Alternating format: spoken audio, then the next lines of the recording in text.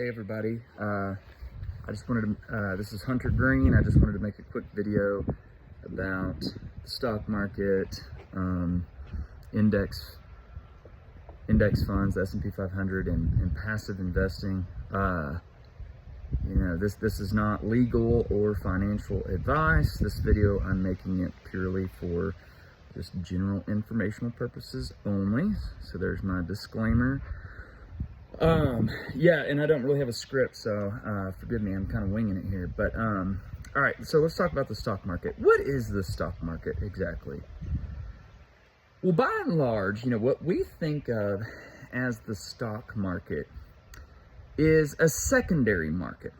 Okay, and what does that mean exactly? So yeah, what we think of as the stock market is, by and large, it's you buying your shares of stock in a company from another person. Okay, it's not you directly contributing money to a company in exchange for shares of stock. That does exist. That's what an IPO is. An initial public offering. When a company goes public at the very beginning, and they offer shares of stock directly to the public, and then their secondary offerings. I think it was just a couple months ago, that Google apparently needed to raise additional money, and so they did. They sold. I think they sold stock directly to Berkshire Hathaway, and that was kind of a private offering. But that was Berkshire Hathaway, directly giving money to Google in exchange for shares of stock. But by and large, the stock market that we think of, that's not what it is. What we're doing is buying shares of stock from another person who bought shares of stock in that company from another person who bought shares of stock in that company from another person, and so on and so forth. Really important to keep that in mind. And I know some of you are probably like, duh, Hunter, I knew that. I get it, but I actually think there's a lot of people who don't realize that. So yeah, for the most part, think of the stock market as it's not you buying shares of stock directly from the company. You're buying them from another person, and you don't know why that person necessarily is selling them, right? It could be that person has, they've made their 30% profit on their shares, and they're ready to just sell them, take their 30% profit and move on to something else. It could be a person retiring, and they want to lessen their risk and be more conservative with their investments now, so maybe they're selling stocks and just to be more conservative. Maybe this person you're buying the shares from, has just is just thinks that company is going down, and the stock's going to do terribly in the future, and so they want to offload them.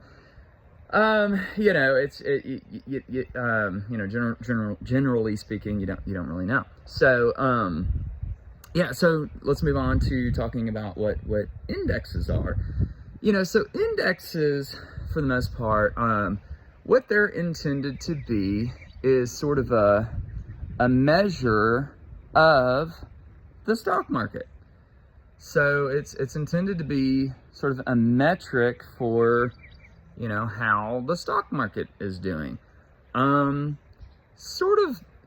would say the most popular, most commonly referenced index for the United States stock market would be the S&P 500. And probably quite a few of you have heard that, the S&P 500.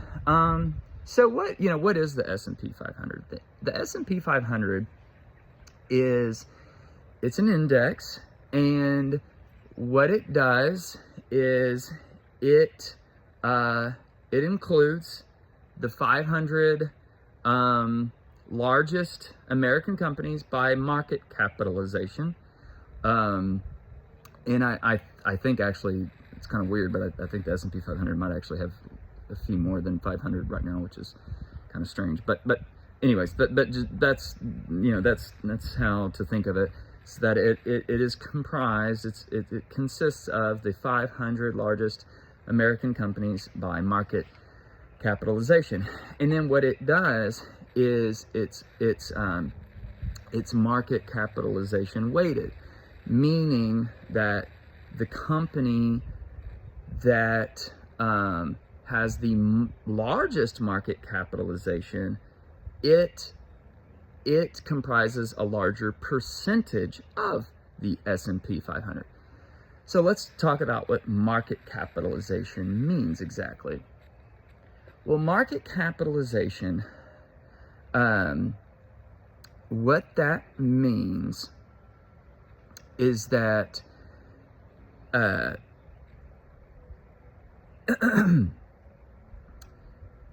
for that company, if it has a market capitalization of $1 trillion,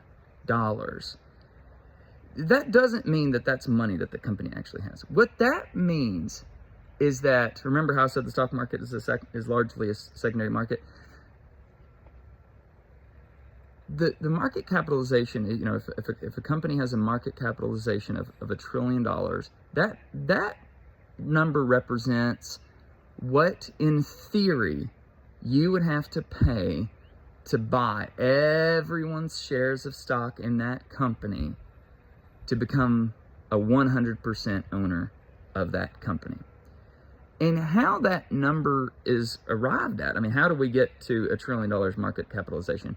Well, basically, it's just there's more buyers than sellers of stocks in that company. So there are more people wanting to buy shares of stock in that company than there are people who are wanting to sell their shares of stock in that company.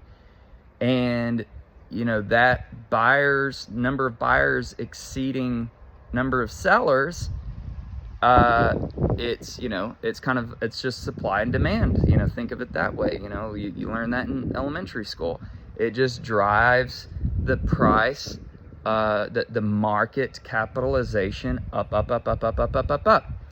And so, like I said, in theory, if a company, if you get on your iPhone stocks app and you see that a company has, $1 trillion market capitalization, once again, that's not saying that that's money that the company has. What it's saying is that that's, in theory, the amount you would have to pay to buy up everybody's shares of stock in that company so that you attained 100% ownership of that company. Okay, so what is passive investing? So passive investing, by and large, is, and let's use the S&P 500 as the example here, because like I said, it's sort of the most popular index, most commonly referenced. Passive investing is just imitating, completely replicating the S&P 500. Okay, so if S&P 500 has this company at the very top with this, this percentage, taking up this percentage of the S&P 500, when you buy for example, an S&P 500 index fund, what you're doing is you are just completely replicating that.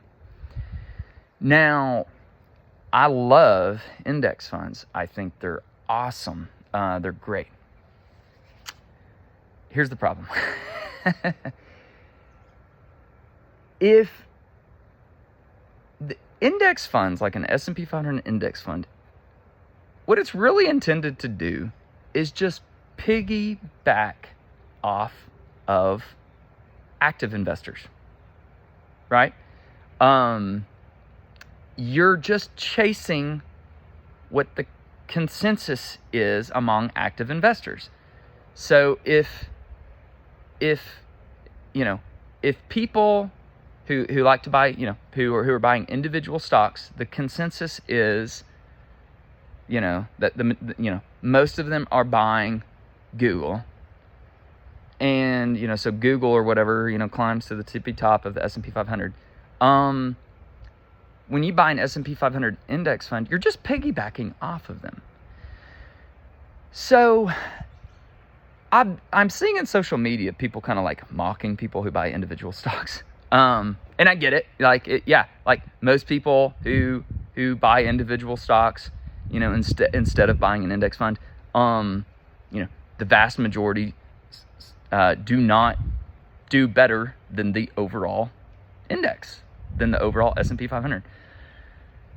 But the problem with mocking people who just, who try to do individual stocks or buy individual stocks is the index wouldn't even exist.